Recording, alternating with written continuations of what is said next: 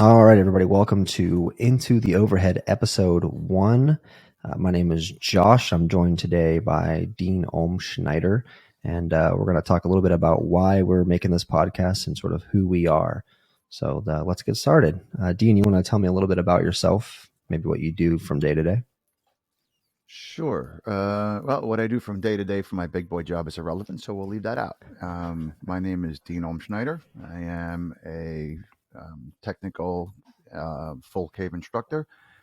I have been diving since July 1st of 2012, and I am approaching 2,300 dives. I dive every chance I get, and in all honesty, teaching helps, bring those numbers up pretty quick.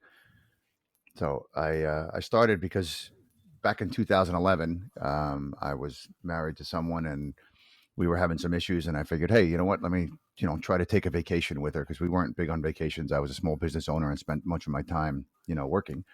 So I figured I'd take a vacation. We went to Mexico and we're walking through the lobby one day and, we saw all those tables set up for the excursions to the pyramids and, all that stuff. And scuba diving was one of them. And I had done it once or twice in Aruba, but, never really got into it because honestly, in my opinion, I think it was just so haphazardly done in Aruba that it just didn't spark an interest.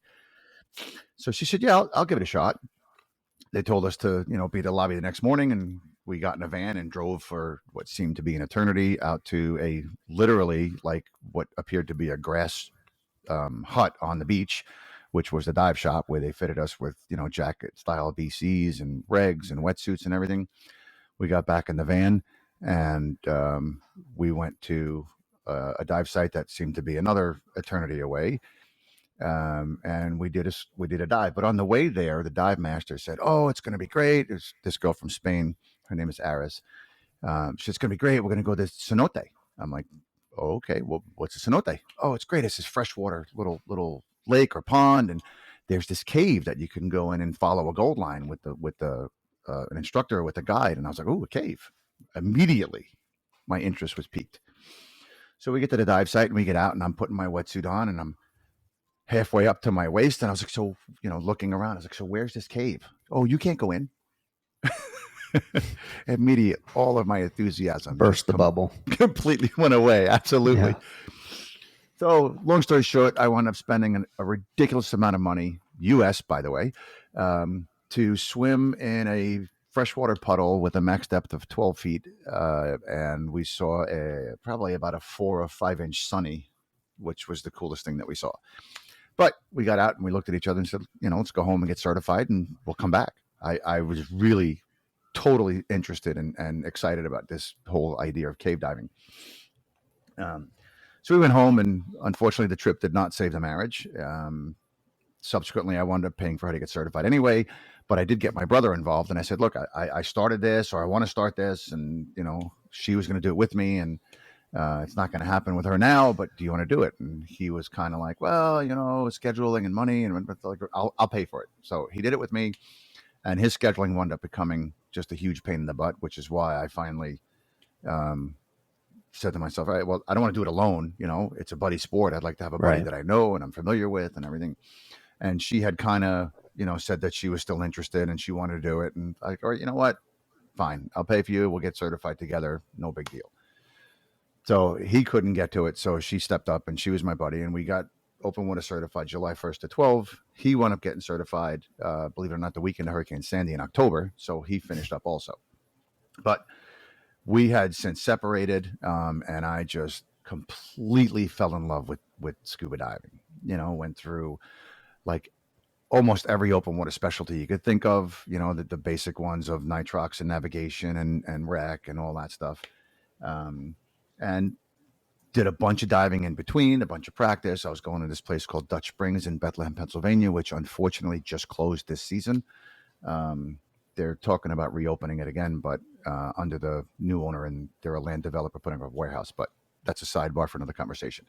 Um, so once I got into diving, I said, you know what?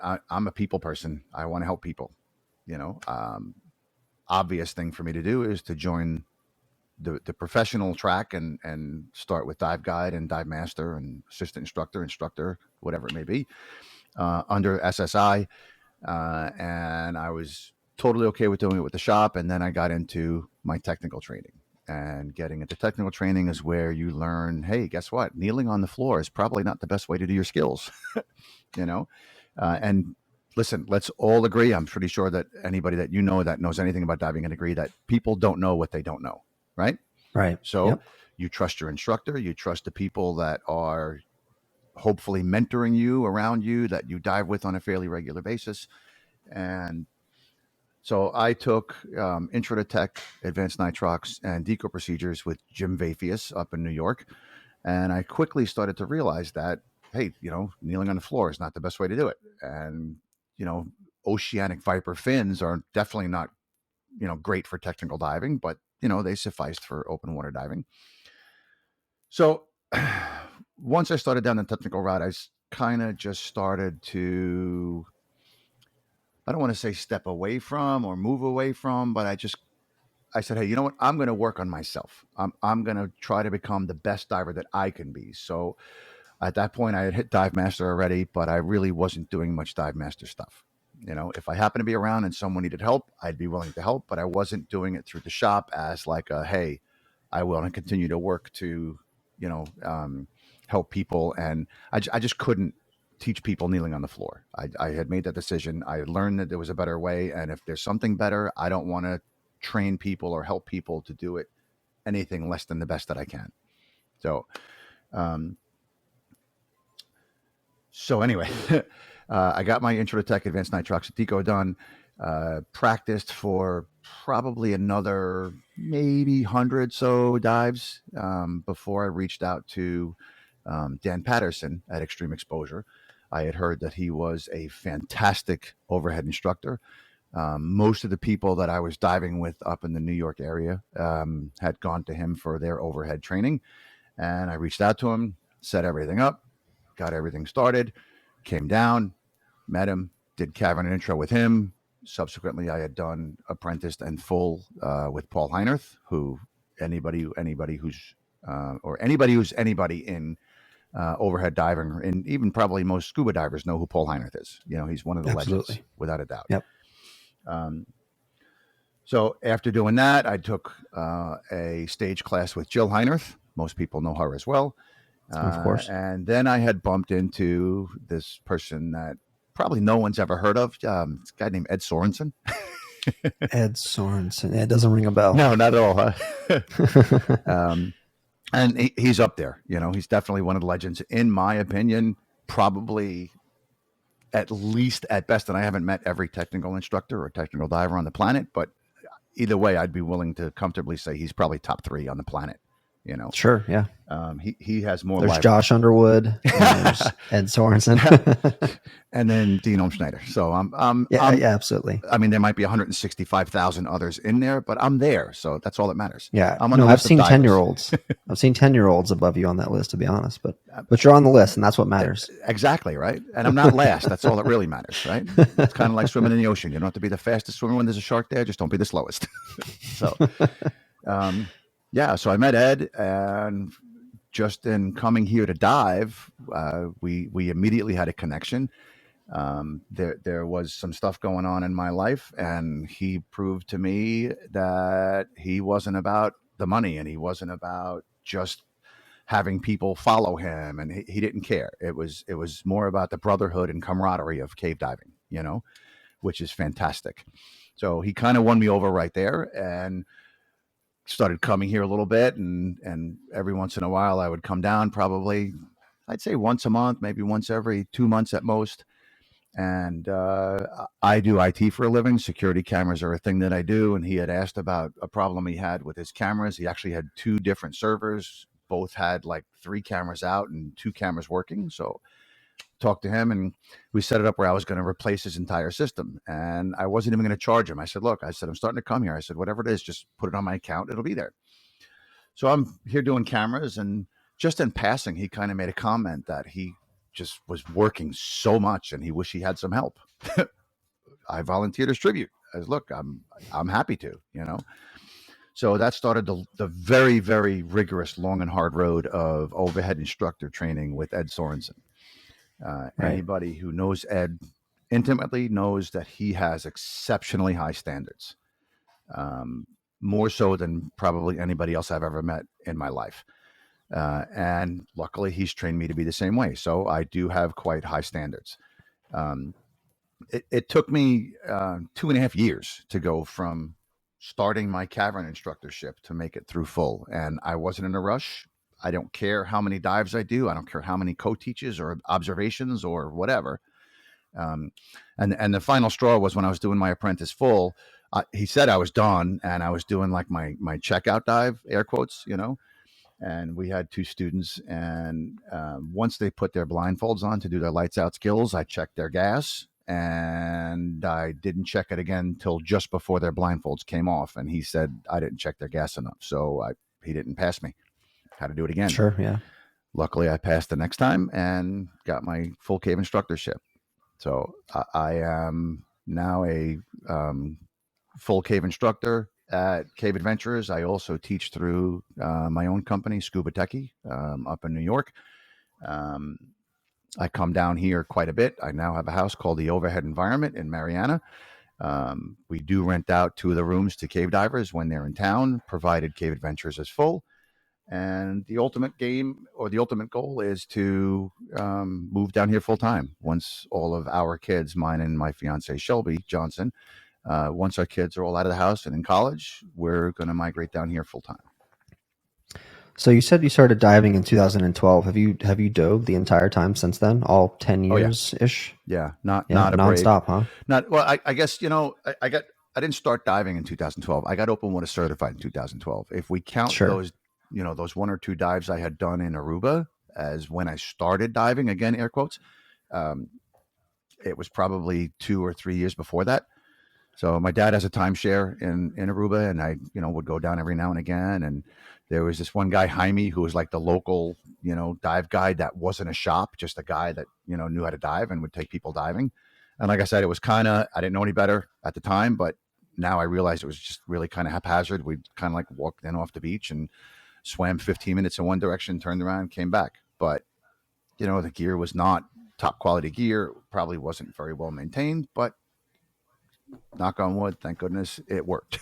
So um, from the time I first did that, probably another year until I did it again, and then it was probably 2 or 3 years before I did my open water certification. So, but since I've been open water certified, no, I haven't had a break Any or time gaps? off or whatever. Yeah, whatever you want to Right. call it. I know quite a few people that will dive for a couple of years, and then life happens. It is what it is. And then they get back into for whatever reason, or maybe they got their certification on vacation, and then life happened, and they really didn't. And then, hey, you know what? Yeah, I'm certified. Why don't I go on a dive? Or and then sooner or later Sure. they get Yeah. bit by the bug. I'm sure we've all heard that phrase before. Once you get bit by the bug, I mean, it's basically, hey, Mr. 401k, here you go. Bye. It was nice knowing you. So, Yeah, so sounds like you had a pretty interesting start to your diving career. Mine was not so interesting. I was living in North Carolina, and I don't know, I woke up one day and I did scuba diving like I do a lot of things. I woke up one day and decided I was going to do it. So I went to the local shop and took my training, and I learned to scuba dive in a heated pool. And we had to drive to Florida to do our open water dive. So I did those at Blue Grotto and Devil's Den in December, which for me, Florida is cold in December. I don't know if I'm sure some other people don't feel that way, well, North Florida but anyway. yeah, well, yeah, I mean, I suppose, yeah. Anyway, so I did my Devil's Den and my Blue Grotto, sort of required dives there and got certified. And then I went back to North Carolina. I didn't really do any diving after I got certified because where would I dive?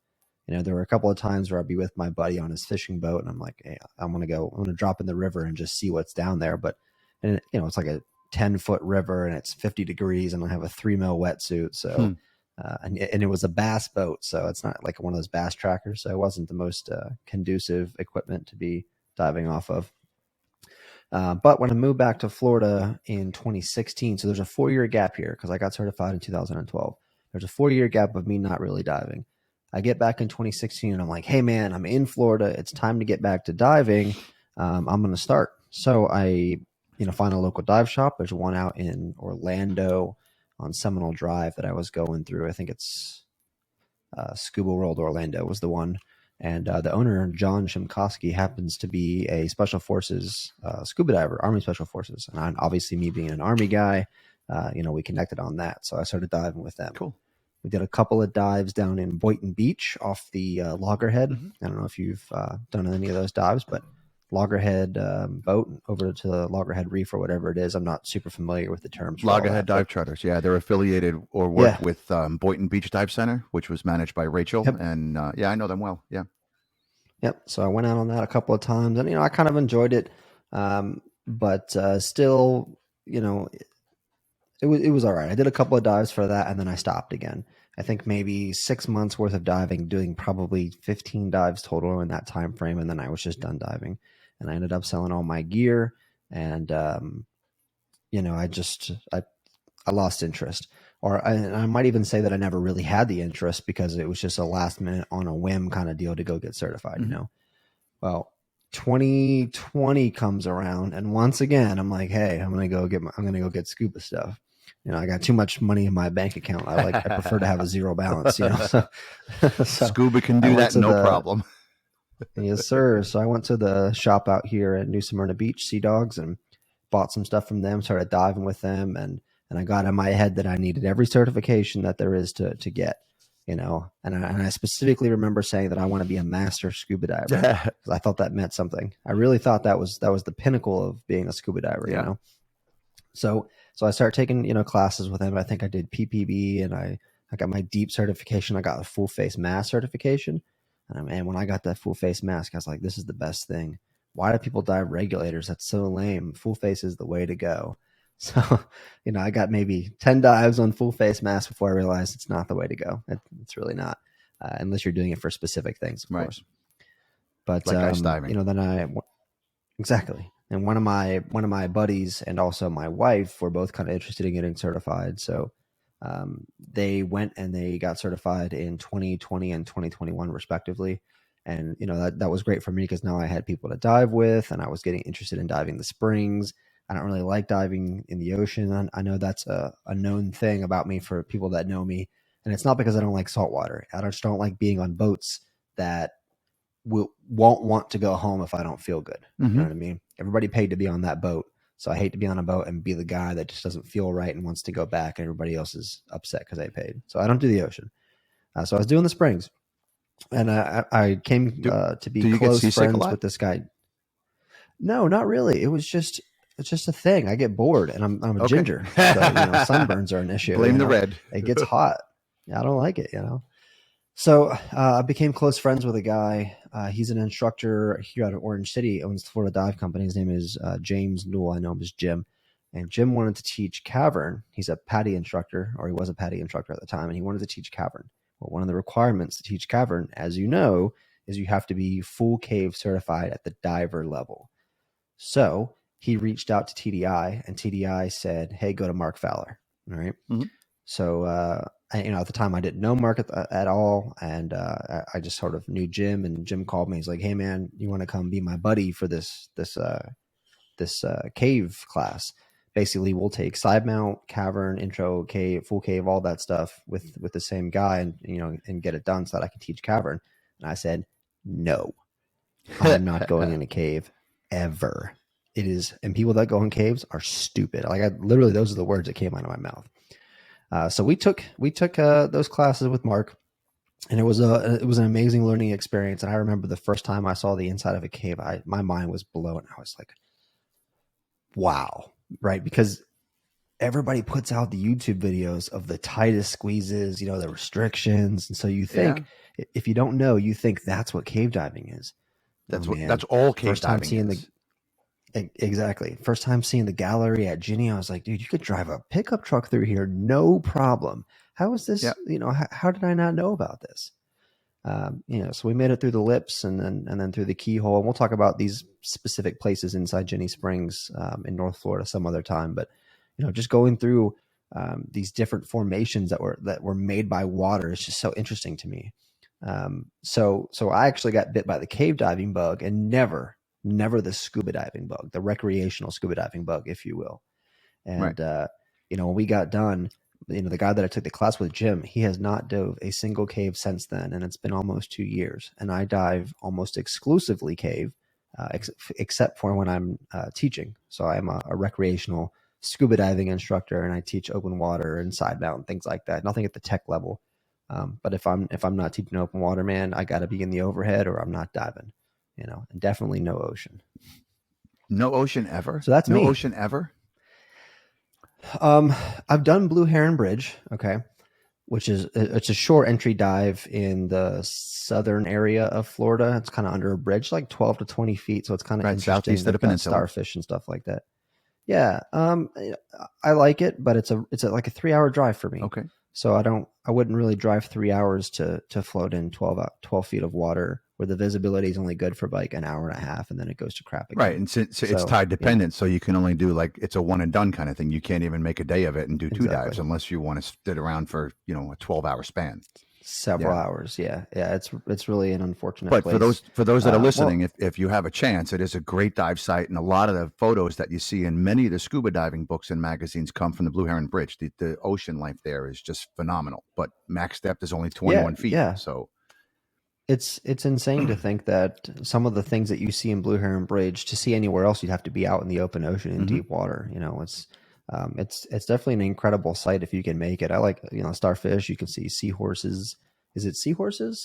Yeah, seahorses, octopuses, Octopi, octopi. I don't know what the word is for that one. octopi, and Octopi. they're not Um, starfish because they're not technically fish. They've been renamed sea stars. Yep. sea stars. Oh, You're excuse welcome. me. You Sorry, are so PETA. welcome. You're just educating me I, every day. I I will appreciate say that. though, if I could get you out on the boat and get into the Gulf of Mexico someday, lionfish hunting is quite fun and it's delicious food. Well, if we're on a boat that we know the owner or we are the owner, it's not a problem. I don't mind. Again, it's only when it's a commercial dive op and we've got people that we don't know that are on the boat that paid their 150, 200, whatever it is, and they don't want to have to end the dive early because somebody is tired of being out there or it's too hot. That's I'm Right. not into it. I feel bad Okay. for that. So I don't want to be that Okay. guy. So anyway, that's me, man. Cool. That So getting go you ahead. were saying, you were telling me that I had an interesting start. That's a pretty interesting start myself, if I do say so. Well, going from and getting to try it in, I think you said Aruba was the first time, and then Mexico Yeah. the second time, versus waking up in your small one bedroom apartment in North Carolina and deciding that you're going to go to the local spot and get certified in a warm pool. Not exactly I think comparable. we can both agree that however interesting or boring our past may be, whatever our past is has brought us here. So Absolutely. And the diving we do now is the most exciting diving you can do. absolutely. And our past have brought us together to do this podcast. Right, So exactly. why are we So doing this so podcast, Josh? aha, I was going to ask you. I don't know why we're doing this podcast. I know why I'm doing this podcast. So the reason I'm doing this podcast is because I like to listen to stuff on my drive up to Ginny Springs, which is about 2.5 hours for me, and usually it's diving related. But what I'm finding is, there's pretty much one big YouTube channel. There are a couple that are, small to medium size, but a lot of them don't necessarily cater to the type of diving that I like to do. And I think there's only one channel, which would be Divers Ready, that's really focused on what I like to do. So I thought, hey, let's get together. Let's see if we can put something together that people will actually want to listen to, and just sort of see where it goes. So I'm interested in talking about all things diving, but I'd like to have a particular focus on the technical side, and we'll still target recreational divers, of course. We love you guys, and just so you can sort of understand what's coming in your tech diving career, what to expect, and where you can go to get things done, the type of gear that maybe is what we think is really good gear. And just hopefully learn something from us. What about you? Super. And for me, the podcast is a great way. And I've been wanting to do something like this for a couple of years, but owning a couple of businesses and being a cave instructor and traveling back and forth between family up north and training other people down here, I just haven't had a whole bunch of spare time. So when you came to me and said, "Hey, I'm looking to do this with someone," I'm like, "Okay, if you're looking for someone, I'll be a huckleberry." But I've been wanting to do this because same reason why I got away from dealing with the shop up north mostly. I don't like when people are taught inefficient ways or completely incorrect ways or shortcutted because the instructor's more about collecting the money and then just doing some fun diving and sending them on their way. Hey, congrats, you passed. Just go Right. practice these 17 things, you know? Yeah, you did your 4 dives. Standards say that you've passed, and Right. good Your luck four with 20-minute the to rest of your dives, career. 20-minute dives to a 20-foot Sure. platform, and that's it, you know? So, Right. now, granted, I will say that I do prefer teaching technical diving, but I will teach anyone anything as long as I have something that they can benefit from. So Now, are you an instructor I trainer am not yet. or no? Okay, that's I, something I you're am working on, huh? working on a couple of things right now. Being an instructor trainer is one of them, and I am currently in the process of doing my KISS Sidewinder um, instructorship. But that won't make me an instructor Awesome. trainer. But I got to get to the instructor level first. So that's just one of the things I'm currently in the process of. We're probably going to have some people listening that don't know what a KISS Sidewinder is, so why don't we talk So about that KISS real quick? Sidewinder, KISS is the manufacturer. Sidewinder is the particular model of a closed circuit rebreather, which basically means that you need much less gas on you because you inhale a certain volume, your body metabolizes approximately 4% of the oxygen in that breath, and then you exhale the rest.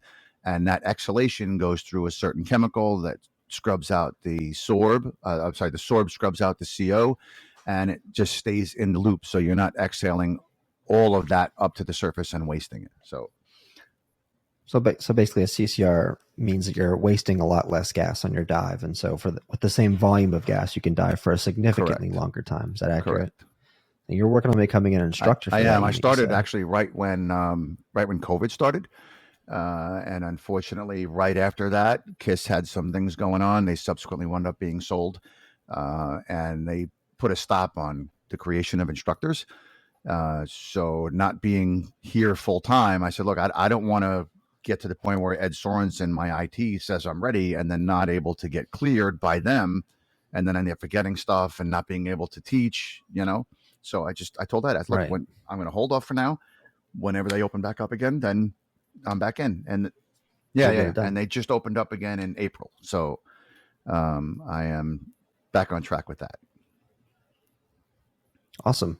I bought a Sidewinder myself. It'll be coming in Rock September, on. so I can't wait to try that. I've used the Dive Right chest mount Optima, and we'll have a deep dive about both those units at some point. Probably CCR diving in general, but I've been diving the Dive Right for a while. Got, in my opinion, enough hours that I'm interested in trying something else just to see. Yeah. To my Dive Right brothers out there, I still love you guys. I just want to try a different unit and see if I end up liking the KISS better. And if I do, then I'll stay. And if not, hey, I'll come right back over the Dive Right.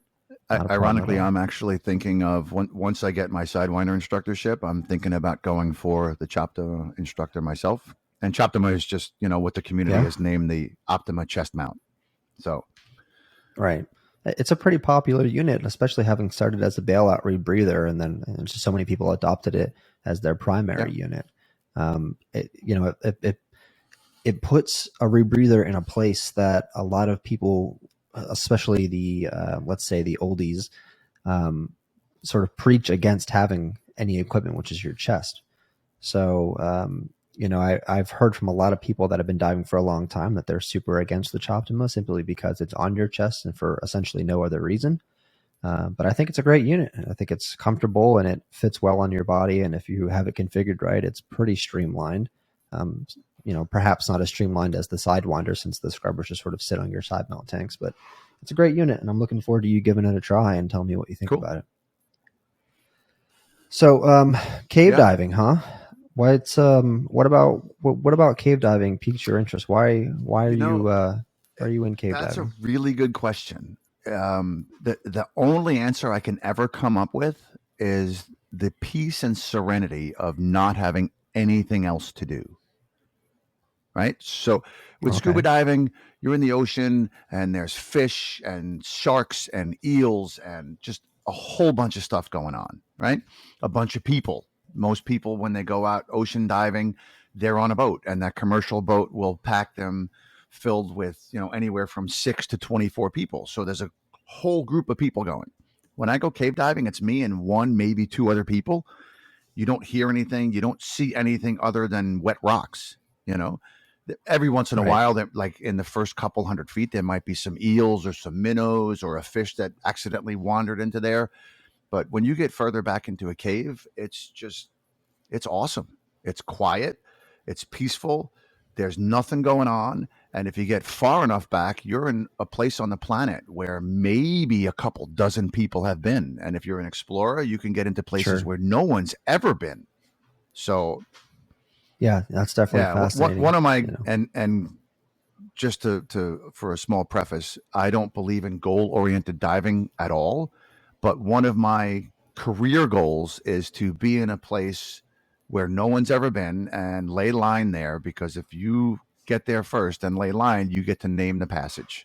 That's just a rite of passage, so to speak, literally, in the cave diving community.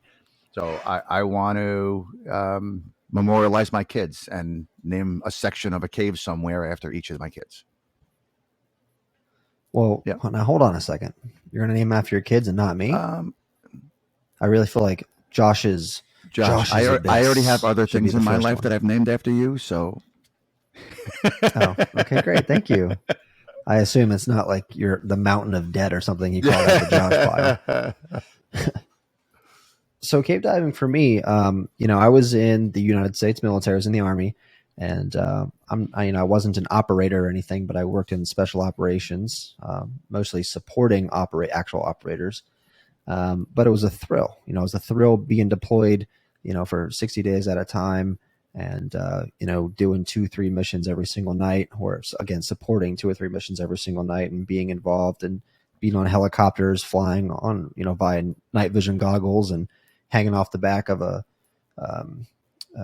like a Black Hawk, or off the side of a Black Hawk, or the your back life of has a been way Chinook, more exciting than mine. and just it Yeah. was a good time. It was a lot of fun, right? And then I got out of the military and I started writing code, and you can imagine it's not exactly the most thrilling thing in the world to do. So I cave dive because it's exhilarating, and you shouldn't be stressed about the danger per se, but the inherent risk in cave diving is thrilling for And it's me. real. And again, yeah, absolutely. And so cave diving can absolutely be a very safe thing to do with proper risk mitigation. I don't want to give off the idea that it's a very dangerous thing, No, although it's it is not. a very It can dangerous thing. be. It can, It's all sure, about how you approach it. that's a better Yeah. way to put it. It absolutely can be, but again, risk mitigation is what makes it a very safe thing to do. But to me, that's the thrill. I just love. It's weird, I know. I just love knowing that if I squeeze through this rock, I'm now an extra 50 feet, from the exit that I was, I don't know, a minute ago, or whatever the case may be, or I'm in this room that's 1,000 feet away from the only exit in the cave. I just love that. So That's the thrill for me. I do mean, you wet go rocks are through cool too. life living life on the edge, or is it just the diving that you do? Oh boy, let me tell you. Okay, my 4-cylinder Mustang I mean, tops out at come 80 on, right miles an now hour, and baby, let me I'm tell you, I picturing drive you at in the 80. Mission Impossible Tom Cruise pose, spread out like a skydiver over a That's me. table. That's what I'm Absolutely, seeing. of I see it. course. I, dude, I don't have to tell you that when I make peanut butter and jelly, I stick the jelly knife inside the No. peanut butter. I live life Whoa. on the edge. I do. I Yeah, bet your yeah, insurance I company do, hits you hard and for I that am kind not of risk, scared. huh? Well, what they don't know won't get me killed. You know what I mean? Yeah. So Yeah. let's just clarify for Jesus. people listening. I personally feel that a properly trained cave diver, hands down, safest diver on the planet, without a doubt. Without a Oh, doubt. absolutely. Completely agree. The skills required, the equipment required, the state of mind, the problem solving skills, if nothing else, for a cave diver just really puts you above and beyond the normal diver. And I definitely agree that there's some of, if not the most safe Without a divers on the doubt. planet. So that brings me into a topic: cave diving versus wreck diving. This is the great debate, if you will. At least for me, I've got a lot of wreck diving friends who say that they are the superior diver, and I'm here to end this today. Okay, and because I say it on a podcast, that means that I'm correct, and Listen, everybody if it's else is live on wrong. the internet, it's true. But That's facts. If it's said on the internet, it is in fact true. That's in the rules of the internet. So you can't So, fact check me. Just so what's believe your me. feeling? Yeah. I What do you think? think I think that cave diving is harder, more dangerous in the not in the risk sense, but just in hear me out here, right? If you had to compare the risks associated with both, cave diving is the more dangerous, and therefore the more capable the cave diver, the safer the cave diver over a wreck diver. Here's the reason I think let's not even use the word more dangerous. Let's use the word harder. I like harder better because that's not necessarily risk isn't necessarily a factor in difficulty. Okay. When I think of wreck diving, and I'm not a wreck diver, okay? When I think of wreck diving, I think a boat that's maybe a couple of 100 feet from bow to stern. And it's got passages, don't get me wrong, right? But most of these boats are Mm-hmm. prepared before they're sunk, and there's multiple exits, there's ways out, and they have line just like we have line. And I understand that they have sharp edges and things can get cut, but there is not a single boat on the planet that I'm aware of that you can be 3,000 feet away from the only exit and have a failure of And I your was going to first interrupt stage. you before, but I let you speak, and I agree with that. And that, in my opinion, is the only difference, right? So, but Yep. let's talk Yep. about this for a second. So, in cave diving, first of all, if you go to Mexico, it's hard to find an opening 3,000 feet away from another opening, period, right? Because there's openings everywhere. But in North Florida, totally Of possible, course. 100%. Let's talk Yep. about the differences then. So, cave diving, overhead environment, wreck diving, overhead environment. Cave diving does have Check. collapses every now and again. Wreck diving probably has collapses a little bit more frequently. So there is an added danger, or there's a higher risk in that in wreck diving than cave diving, That right? particular category, sure. Yep. Ships are made of Makes steel, sense. correct? Mm-hmm. Steel will rust, especially in salt water. Rusty steel. Exactly. And over time, like the Andrea Yep. Doria is considered like one of the pinnacles of wreck diving. She's collapsing, and she takes a couple of divers every year, at least. Cave dives, all right, there's Wow. collapses every now and again, but I don't know that I've ever heard of anyone being crushed by a collapse in the cave. As far as I know, the only collapse deaths were in the In 1970s. caves? And as far as yes, it was in the 1970s. There's an article we could read about it. Please correct me if I'm wrong in the comments if you guys do see this. I believe it wasn't that he was crushed by it; it's that his exit Oh, was it blocked collapsed by it. after he passed on the way in. Okay. Yeah, yeah. So he couldn't. There was no way to get out. And there is actual GoPro footage of a gentleman, and you may have seen this one on YouTube. He was involved in a collapse. He made it out, obviously, but he was doing some exploration, I believe, in Mexico. It was a very low tunnel, and he was laying his own line. And on his way out, the visibility was kind of crap, and he's feeling line. And he realized that his line was under a rock, and he a collapse had occurred, right? So he wasn't really sure how to get out of there, and he said that he found a way over the rock that had collapsed, and by some miracle, he found the other side of his line on the other side of that collapse and was able to make it out. But it was a terrifying moment for him, and I'm I'm sure sure. he. And that's probably why now at full cave level, we have the skill added of navigating a line trap in the dark. So, because if there's a collapse, Yeah, odds are there's going to be silt I thought it was disturbed just for and fun. your viz is probably going to go to absolute zero, Yeah. which is another All right. risk in both cave diving and wreck diving is silt. It's basically the same dust that you have on the ceiling fan blades in your house, but if it's wet and it gets disturbed, it can sit in solution for hours and days sometimes, and it can take your Sure. visibility Yeah. from 300 feet So. plus, like in Jackson Blue or Ginny, where it's gin clear, like you're swimming through air, and it could take it down to not even an Yep. inch, not even a quarter of an inch. You couldn't mash your computer against your Right. Can't mask even and see see your it. computer. So it's. Go ahead. I'm sorry. So on the topic, no, you can Go ahead. finish. I have a Ask. question for you. On the topic of, Yeah. of cave and wreck, okay, I know the answer to this, or I feel like I know the answer to this, but I'm interested in hearing your perspective for our listeners today. Uh, Cave and wreck divers, are they interchangeable? Because Absolutely you did not. just say that most of the Absolutely not. risks are the same, right? So 100 okay, so percent. what makes Absolutely not. And first, let's clarify anything that, and I'm sure you'll agree with me, Josh. Anything that Josh or I will say, if you guys, whoever's listening, they're our opinions. right? They're not steadfast. They're not facts. They're not proven. We don't do studies. We Sure. don't do anything. This is just our opinions as divers based on our experience. Agreed, Josh? Okay. So Absolutely. the difference between Absolutely. cave diving 100%. and wreck diving. Let me just give you a little story as an example. I had three people that came to me for apprentice and full under the umbrella of PSAI, which is Professional Scuba Association Incorporated, founded by Hal Watts, who's the guy who coined the phrase "plan your dive, dive your plan." They came to me for those two classes. None of them, let's talk about how strict my standards are, none of them passed full. They all got an apprentice card. And two of them accepted it. One of them did not. One of them kind of, thought he was the best thing since sliced bread. He was the great diver, and he was a great diver on a wreck, right? So, what is the difference? What makes him a great wreck diver and not a great cave diver? In my opinion, the difference is the surroundings, the environment. It has nothing to do with penetration or how far to an open water environment, how you have to swim or anything like that. But if you slam something into or hit the floor of a wreck, it's a steel plate. It's probably going to be fine 99 Hmm. or 999 or 999,000 times. It'll be fine, right?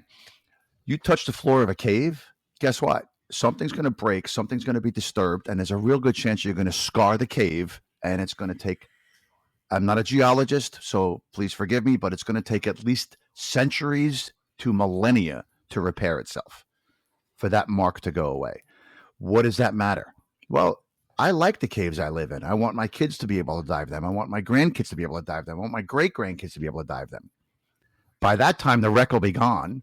By that time, that scar on the cave will be probably healed. I say probably because I don't know. I won't be here. But you get my point? You get what I'm saying? Yeah, yeah, and it's interesting that you say that because I see that a lot, even in the caves that we dive now. You can really tell, and hopefully we'll do a deep dive on this type of thing too, and we can show some pictures. But you can really tell where scooters have crashed in. You can see where there's a lot of white on the cave wall, which is normally a yellow or a black, because of how many times that people have kicked it with their fins, and that stuff's Yeah, going to be or, there a or long or even time. worse, intentionally touched So it with their it hands, grabbing on and holding and pulling and stuff like that. right, So in certain areas yep, where there's high flow, there will be no silt, right? Because the silt doesn't have time to settle. The flow pushes it out. So in areas like that, kicking with just your feet might not get you where you need to go. So a gentle, finessing pull and glide is okay. You're not going to disturb anything. You have to be careful what you're grabbing and pulling on so you're not breaking stuff. But it's kind of it's. Sorry, go ahead. yeah, yeah. Grabbing a handful of the thinnest piece of limestone you can find and yanking on it to get past it is definitely not the way we want to do it because Exactly. we're going to rip it off Or and take even it with worse, us, which grabbing we a don't want to handful do. of clay or silt. Real quick story. My very first time in Rocky Horror, which is a small section of cave in Madison, Blue Spring. Um, it's probably a little bit bigger now, but when I was there, I was side mount, and side mount barely fit, and I'm really going slow to make sure that my tanks aren't banging around and I'm not kicking stuff. So I'm pulling and I'm working on the walls, and I said, well, there's really not a good place to pull on the walls here. So I went to what looked like a piece of limestone on the floor. And as soon as I grabbed it, it squished and it was clay. And I was like, whoa. And it looked Oof. exactly like the floor in front of it, behind it, the walls, the ceiling, everything. But it was clay. And clay is the most dangerous Yeah. because it's the exact same stuff you go to the hobby store and buy to do your volcano project in second grade. But seriously, it's the exact same stuff. But when you break it, the particles are smaller than even silt, so they can sit in solution for days easily in a no flow system. So Rocky Horror and Madison are not a no flow system, but I felt bad because I destroyed a piece of the cave. I hate to admit it. I did. Right. Yeah. Something that took Exactly. thousands of years to make. Exactly. I get that. You said something interesting when you were Yep. talking about the cave versus rec thing and your the students that you had. You said that you didn't issue full cave, you issued apprentice. What's the difference? And like what are the So main differences as far as the training so goes, or what they're allowed to do? at cavern level, we introduce basically the fundamentals, right? First of all, the three most basic fundamental skills of any kind of diving, how I teach it anyway, are buoyancy, trim, and propulsion. Buoyancy is being able to maintain your depth in the water column for those that are fairly new to diving. Trim is your head to toe or head to knees in proper trim. Whether you're head up or head down, you want your body perfectly flat, horizontal, or the latest thing now is parallel to the line. The line is a gold line in caves. That's basically the Hansel and Gretel trail of breadcrumbs to find your way out, right? So if the line goes up from 90 feet Yep. up a slope to 30 feet, that's a 50-foot ascent that you could make on whatever angle the line is on, right? And then propulsion is your finning techniques. In cave diving and in wreck diving or any kind of technical diving, flutter kicking, like you're taught in open water, will send force towards the floor where silt lives, right? So propulsion is very important because flutter Yep. kicking will disturb silt. Disturbing silt will minimize your viz, and it can easily minimize it to the point of having no visibility whatsoever. So, anyway, so those are the three most basic fundamental skills. So we hit those a lot, and we practice those on every dive that we do in training. Other than that, in cavern, we introduce line following. And depending on the instructor and the agency, there's a couple of other skills that may be introduced. Then at intro level, I introduce two new skills of lost line and lost buddy. At PSAI's apprentice or the first 2 days of TDI's full cave, I introduce cave navigation, which is gaps, jumps, circuits, and traverses. And I'm sure that somewhere down the road we'll have deep dive episodes where we get into all these individual classes. And then at full, I introduce Absolutely. broken line repair and navigating a line trap in the dark. Now, when you start out, you set your own bar, right? Your bar is at 0. However good you are, however good you think you are, my bar for you is set at 0. I don't expect you to go from 0 to 100 within the span of that class. I expect to see a nice gradual bar graph of improvement working away towards 100% by the time you get your full cave card. And believe me when I tell you, and I can give plenty of affidavits sworn by students of mine in the past, if you are not ready, if there's one skill that's not good, you're not getting a card from me. If you can't do a eyes Right. closed backup mass deployment within a 1 foot swing in the water, I give you 12 inches. That's it. You're not getting a card. I'm not going to say, hey, congrats, here's a card. Go practice this. No, I'm not going to put my name on a card thinking that there's a chance that something can go wrong. You know, it's because Absolutely. I've become, and I don't know about you, Josh. I know you're just a fairly new open water instructor, correct? Well, aren't you? Oh, Well, no, oh, just I apologize. yeah, I actually got my recreational instructor rating in My apologies. I March didn't of this mean to year. belittle you at I'm all, just kidding. It's but fine. you are a fairly new. I meant It's fine. I'll just a cry. fairly new instead of an experienced for Mhm. years or centuries or Yes. although you look like it. So when did you become an open water instructor? Wow. How many March students have you 1st of this certified? year. Okay. Are you still friends with them? Are 15. you friendly with them? Do you Not in open communicate water, with them? but Do you hang out with them? uh, some of them, not all Okay. of them, but some of them, I yeah. am, other than one, I'm still friendly with all of my students. I don't talk to them all the time. I don't chat with them all the time. I don't see them all the time, but Sure. I build a bond with my students. And let's be honest, every single instructor on the planet should. Because if your student can't trust you, they shouldn't be training with you. Period. End of story. Right? If you can't trust your instructor, No, I I mean, got you. why are you training with them? You need to be able to trust them. Hey, I've never been in that cave before. Okay, I'm your instructor. I'm going to give you a verbal. This is what you're going to expect. This is what you're going to see. This is what we're going to do. You've got to trust what I'm telling you. Otherwise, fire me. Period. If you don't trust me, fire me, please. I beg you. Because if you don't trust me, you're not going to listen to me. You're not going to believe me, and you're not going to take what I say to heart and really, really, really try to ingrain it. Right. Yeah, and I think the difference there was that maybe we had a different understanding of what we mean by friendly. Like, obviously, I'm still, I would still talk to any one of my students. I just meant I don't talk to my students very often, meaning that Right. they don't reach out. I don't reach out per se. But yeah, I mean, obviously, I was very friendly with them when we took the class, and I try to make my classes fun, especially since we're at the recreational level, and make them enjoyable for people so they'll want to come back for more. I have found that a lot of the guys, they get their certification and then they just go wild diving, and when they're ready to come back for more, they will. But for the most part, they just kind of disappear into the Gotcha. ether once they're done. And then Listen, it happens like that. everything could possibly happen, right? You can be best of friends with this guy and talk to this guy every 5 years, you know, and then this girl shows up and you're friendly with them and you give them a hug at the dive site or at the shop or whatever. But yeah, I do have one past student that Well, probably doesn't like me really well. I was doing a cavern class with this guy, and he was is taking it a me? cavern class. I give him props. I'm clapping. Make sure that's audible.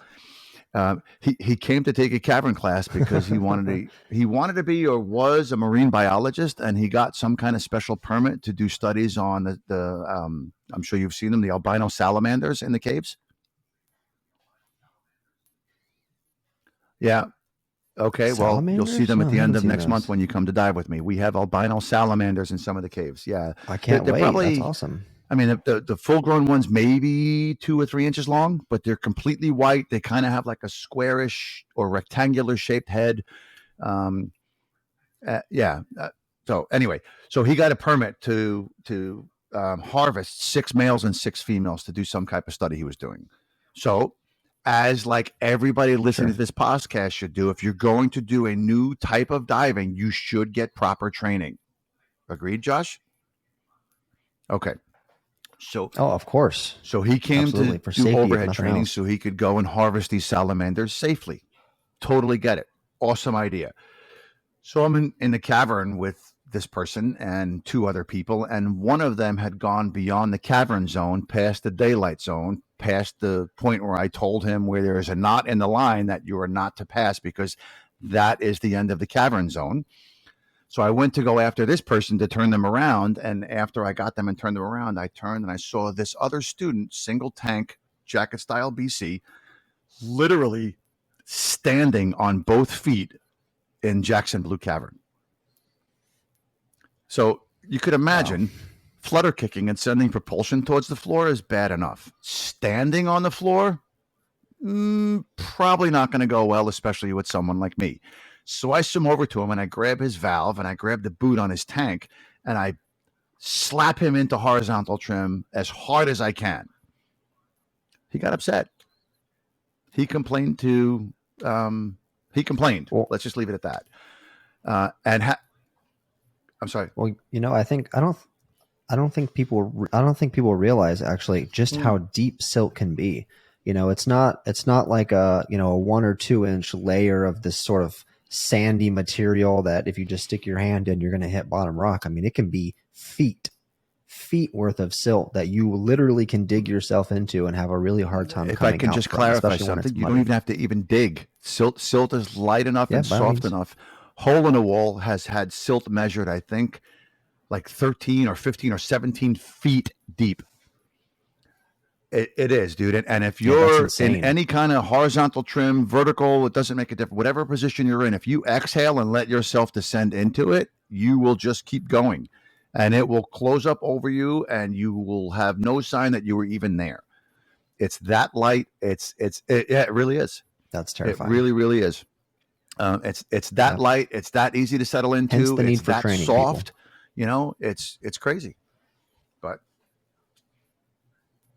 Absolutely. And that's exactly why we need training and to be, to master buoyancy and proper trim, propulsion techniques, because, it's not just you, right? I mean, you may be the one that disappears into the silt. You may just kick some silt up, but it's never just you. Like the point you made about it, sitting in the water column for hours or days, somebody else coming through there, especially somebody with a little bit less experience, could make it worse, or they and could panic when they come through this. So, absolutely. good And what if they're buoyancy is super further in the important. cave? What if you're only 1,000 feet in, but they're 2,000 feet in? No matter what their experience is, you blow up the silt. Right. If there's no discernible flow, it's just going to sit there and not move. And then they're coming out, and they got to swim into and hopefully Yep. through a limited to no viz scenario. Yep. So They've got let to me ask you a exit through question, your Josh. mess. Yep. Have So, you had a no viz situation yet? oh, I have. Yes. In fact, we were talking about this yesterday when we were talking about our oh crap moments, if you will. And so we only had about 4 minutes left, so I'll talk about that if that's cool with you. Have you been to Woody's Don't Room know. in Peacock Springs? So there's a place Of called Woody's course. Room, and by Woody I mean Not Woody Woody Jasper, Alpern. not Woody, Yeah. not Dive Talk Woody. Yeah. So right by Challenge Sink, there is a white line that you can take, and it takes you to a room called Woody's Room. The tunnel that takes you up there gets it gets lower and it gets less wide the closer you get to the room, and the bottom is a very thin silt and mud. It's almost impossible not to silt it out because you're either kicking the ceiling or you're kicking the floor. It's kind of a one or the other situation. And this was my fault because I didn't really know and I wasn't prepared for it to be like Mm. that, which is why it became an oh crap moment for me. If I know I'm exiting in zero vis, it doesn't bother me. It's when I don't know that this is going to happen that it was kind of an issue.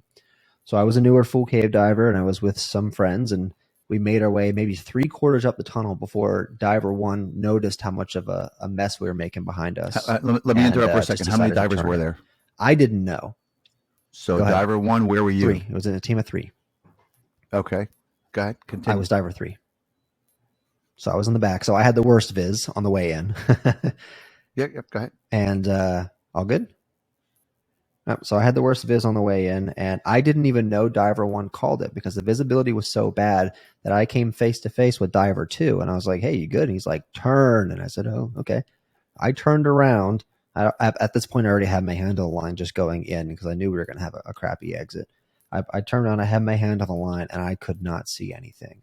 Now, it wasn't so bad that I couldn't see my computer pressed up against my mask, like Yeah. some of the stuff that Ed's been through, but I maybe had an 8 inches to a foot, something like that.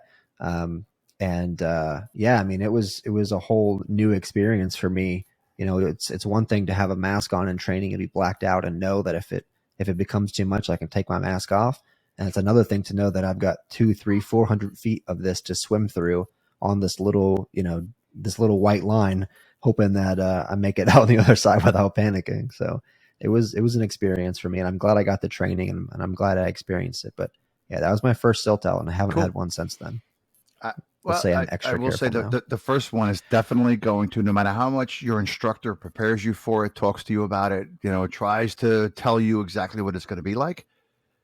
My first one was still like your brain gets a little sideways. You're like, holy crap. Like, yeah, without a doubt. Oh, And absolutely. Yeah, and my first it's one, just to definitely clarify, was strange. I had just finished Full Cave with Paul Heinerth. And it was me and my dive buddy at the time. And so Paul Heinerth was number one, leading us into P3. It was the day after our Full Cave finished. So it was like kind of like hey, I'm going to take you guys on a really cool fun dive for Paul. So he was number one. My dive buddy was number two. I was number three. And then Paul had an instructor candidate who was diver number four. So he took us into P3 and we're in Peacock Systems and we go into a tunnel. I didn't even realize it at the time. This particular passage was a siphon tunnel. And for those that don't know, a spring is where water is coming out and Oh you're boy. swimming into it. A siphon is where the water is going in and you're swimming with it. So when you turn, you're going to burn more gas on the way out because you have to swim against the flow on the way out.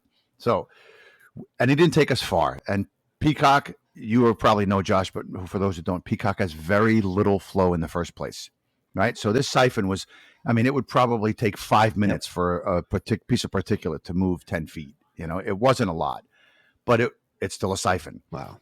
So we go in and we probably went in about maybe 150, 200 feet.